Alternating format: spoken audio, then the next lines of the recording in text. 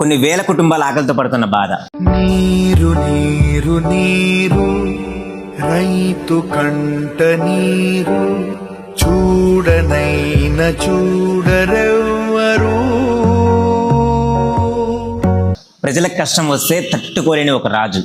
అన్నదాత గోడు నింగినంటే నేడు. ఒకే ఒక ఆలోచన, 500 సంవత్సరాల చరిత్ర మన ఖమ్మం చెరువు.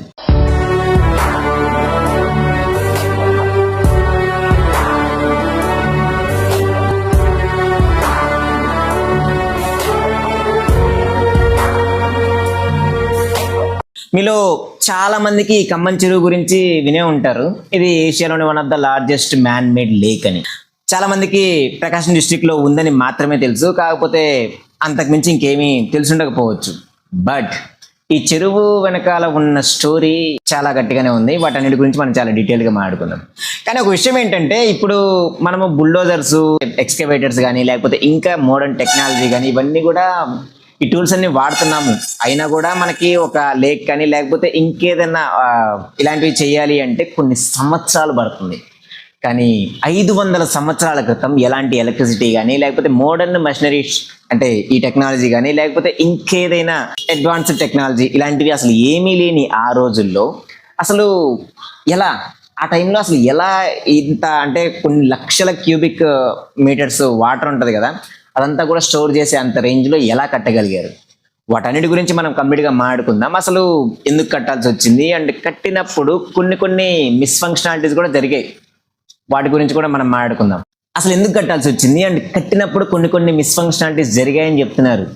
అవి ఏంటి, వాటిని ఎలా సాల్వ్ చేశారు? అండ్ ఇంకొక మెయిన్ ఇంపార్టెంట్ పాయింట్ ఏంటి అంటే, ఖమ్మంకి అసలు పేరు ఖమ్మం కాదు, సంబపురి అంటారు. మరి ఆ నేమ్ని ఎందుకు చేంజ్ చేశారు అండ్ ఎవరి కోసం మార్చాల్సి వచ్చింది అనే దాని గురించి కూడా మనం డీటెయిల్గా మాట్లాడుకుందాం. అండ్ ఇంకా కొన్ని పాయింట్స్ ఉన్నాయి, లైక్ అంటే లంకె బిందెలని లేకపోతే ఇంకా చాలా మిస్టీరియస్ థింగ్స్ అయితే ఉన్నాయి. వాటన్నిటి గురించి మనం కంప్లీట్గా మాట్లాడుకుందాం. వెల్కమ్ టు మెట్వర్డ్స్. అసలు ఈ కథ స్టార్ట్ అయింది కరువుతో. 500 సంవత్సరాలు వెనక్కి వెళ్తే అసలు ఈ ప్రాంతం మొత్తాన్ని కూడా విజయనగర సామ్రాజ్యాన్ని పరిపాలించే అంటే ఆ రాజుల ఆధీనంలో ఉండేది. విజయనగర ఎంపైర్ గురించి మనం ఆల్రెడీ వినే ఉంటాం. ఆ ఎంపైర్ యొక్క గొప్పతనం అని, one of the finest kingdoms అని చెప్పి మనం అందరం కూడా చిన్నప్పటి నుంచి వాళ్ళ గురించి మనం చాలా గొప్పగా వినే ఉంటాం. కానీ వాళ్ళకి ఆ గొప్పగా మార్చింది ఓన్లీ అంటే వాళ్ళు చేసిన యుద్ధాలు మాత్రమేనా లేకపోతే ఇంకేదైనా ఉందా అంటే, మీకు ఒక విషయం చెప్తాను చూడండి. మనకి ఇప్పుడు ప్రజెంట్ జనరేషన్లో మనకి చాలా అంటే వర్క్ పరంగా చాలా అన్నీ ఉన్నాయి, అంటే లైక్ ఎక్స్పోర్ట్స్ కానీ ఇంపోర్ట్స్ కానీ ఇలాంటివన్నీ చాలా ఉన్నాయి. కాకపోతే 500 years బ్యాక్ మన పూర్వీకులు వాళ్ళందరూ కూడా ఒక రాజ్యం సర్వైవ్ అవ్వాలి అంటే దానికి అగ్రికల్చర్ అనేది చాలా ఇంపార్టెంట్.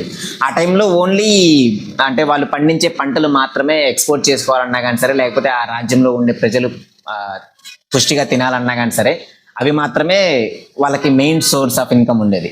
సో మెయిన్ థింగ్ ఏంటి అంటే, అక్కడ ఉండే ప్రజలు వాళ్ళు హ్యాపీగా ఉంటే ఆ రాజ్యంలో ఉండే రాజు హ్యాపీగా ఉంటాడు.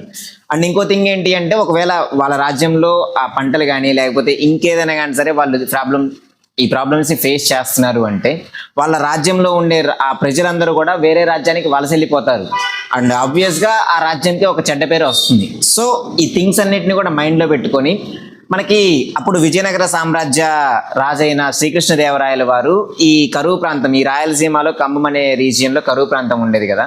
సో ఆ కరువు ప్రాంతానికి వచ్చి అసలు దీనికి అంటే ఇన్స్టెంట్ సొల్యూషన్ లాగా కాకుండా ఒక పర్మనెంట్ సొల్యూషన్ తీసుకొని రావాలి. ఈ ప్రాంతంలో ఉండే ప్రజలు ఇంకొకసారి ఈ వ్యవసాయం వల్ల కానీ లేకపోతే ఈ వాటర్ సోర్స్ వల్ల కానీ ఇబ్బంది పడకూడదు అన్న ఉద్దేశంతో ఒక మాస్టర్ ప్లాన్ అయితే వేశారు. అదే మనం ఇప్పుడు చూస్తున్న ఖమ్మం చెరువు. మన చరిత్ర ప్రకారం విజయనగర సామ్రాజ్యానికి సంబంధించిన రాచవీటి నాయకుడు అనే ఒక వ్యక్తి ఈ ప్రాజెక్ట్ ని స్టార్ట్ చేశారు. అంటే ఖమ్మం చెరువు ప్రాజెక్ట్ ని స్టార్ట్ చేశారు. ఈ 2 కొండల మధ్యలో ఉన్న ఈ న్యాచురల్ ప్యాసేజ్ ని యూజ్ చేసుకొని ఒక భారీ చెరువు అంటారు కదా, ఈ ట్యాంక్ ని నిర్మించాలి అని చెప్పి ఫిక్స్ అయిపోయారు అండ్ నిర్మించారు కూడా. ఇక్కడ వరకు అంతా క్లియర్ కదా.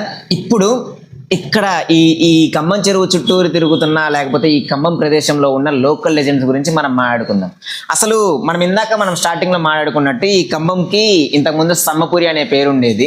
అలాంటిది ఇప్పుడు ఖమ్మం అనే పేరు ఎలా వచ్చిందనే దాని గురించి మనం ఇప్పుడు మాట్లాడుకుందాం. ఫస్ట్ మనం ఈ స్తంభపురిని చూసుకుంటే, ఈ స్తంభపురి అనేది అంటే ఆ కాలంలో ఈ ఖమ్మం అనే ప్రాంతంలో ఒక మోనోలిథిక్ స్ట్రక్చర్ ఉండేది, ఒక మోనోలిథిక్ పిల్లర్ ఉండేది. దాని కారణంగా ఈ ఖమ్మానికి స్తంభపురి అని పేరు వచ్చింది.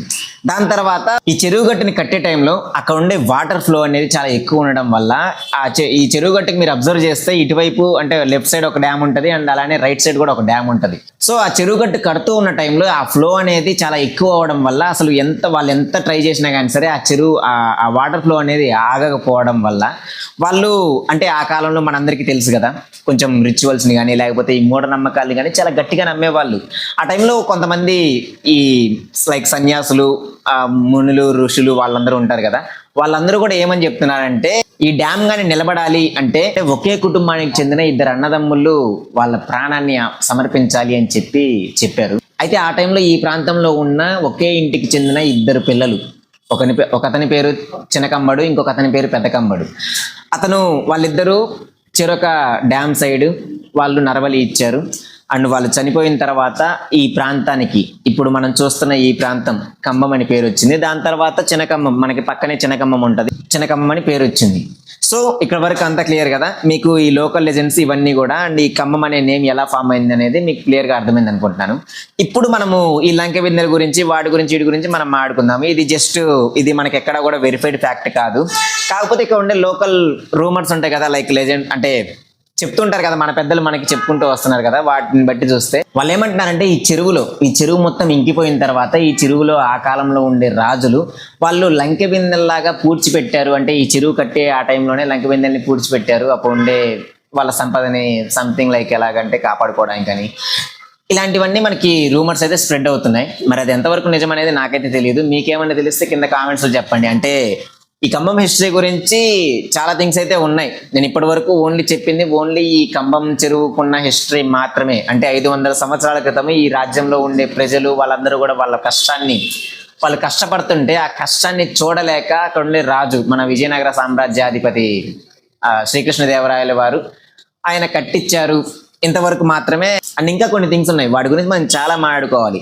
లైక్ ఎలాగంటే మనకి బ్రిటిషర్స్ 18th సెంచరీలో వచ్చారు కదా, ఆ టైంలో వాళ్ళ బెటాలియన్ మొత్తం కూడా ఇక్కడే ఉండటము. ఇంకా చూసుకుంటే మనకి ఉయ్యాలవాడ నరసింహారెడ్డి గారు, ఆయన ఈ ప్రాంతం నుంచి యుద్ధాన్ని స్టార్ట్ చేయటము. అండ్ బెటాలియన్ కానీ లేకపోతే ఇంకా చాలా థింగ్స్ అనేవి చాలా ఉన్నాయి. వాటన్నిటి గురించి మనం సెకండ్ పార్ట్లో మాట్లాడుకుందాం. ఈ రోజుకైతే ఈ వీడియో ఇంతే, మీకు క్లియర్గా ఎక్స్ప్లెయిన్ చేశాను అనుకుంటున్నాను. మీకు ఇంకేమైనా డౌట్స్ ఉన్నా కానీ సరే, లేకపోతే మీకేమైనా ఇంకా ఏమైనా లోకల్ లెజెండ్స్ కానీ వాటి గురించి ఏమైనా తెలిసి ఉంటే కింద కామెంట్స్లో చెప్పండి. అండ్ మన ఛానల్ని సబ్స్క్రైబ్ చేసుకుంటే it will be very grateful to me. And thanks for watching. This is Naveen మెట్ల సైనింగ్ ఆఫ్. జై హింద్.